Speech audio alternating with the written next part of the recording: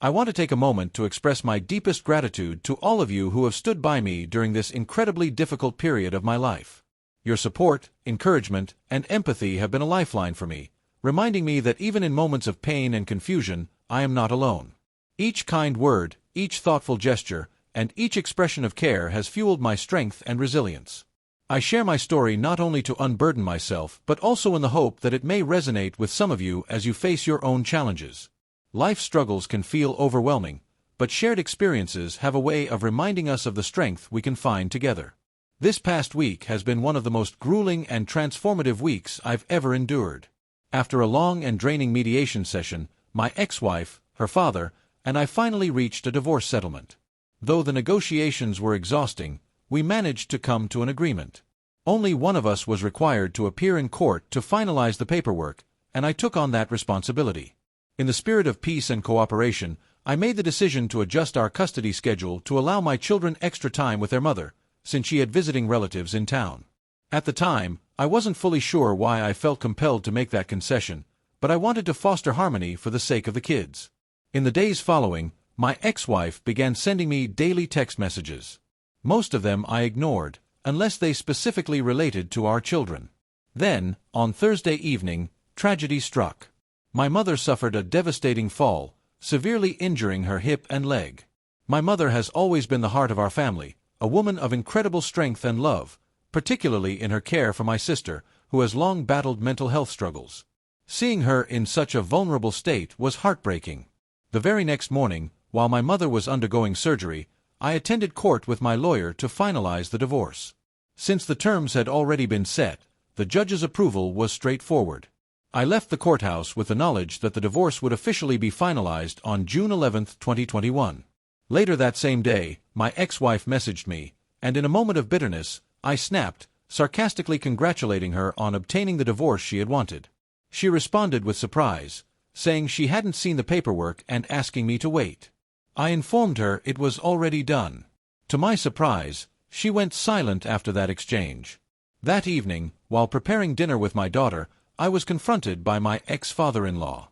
Without warning, he pulled into my driveway and demanded an explanation for why I had gone to court without his daughter. The confrontation quickly escalated. I reminded him that I was divorcing his daughter, not him, and that the matter was none of his concern.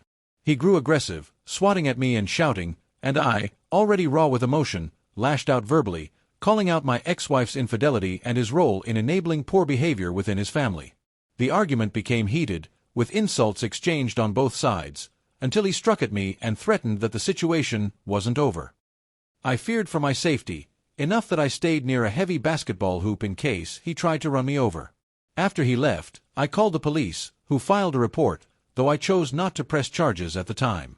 Meanwhile, my mother's condition remained critical.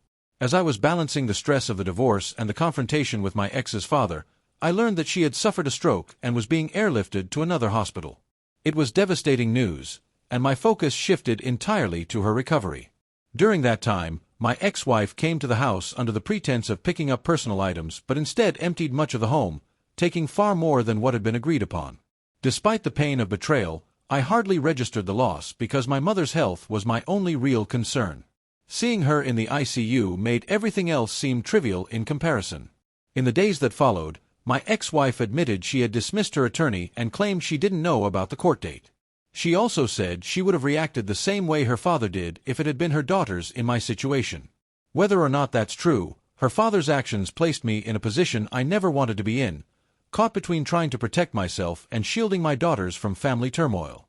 As I take stock of everything, the finalized divorce, the ugly confrontation, the betrayal of trust, my mother's fragile health, and the emptiness left in my home, I find myself reflecting deeply. I feel grief, anger, and even regret at times, but I also recognize the strength it has taken to endure. My children remain my anchor.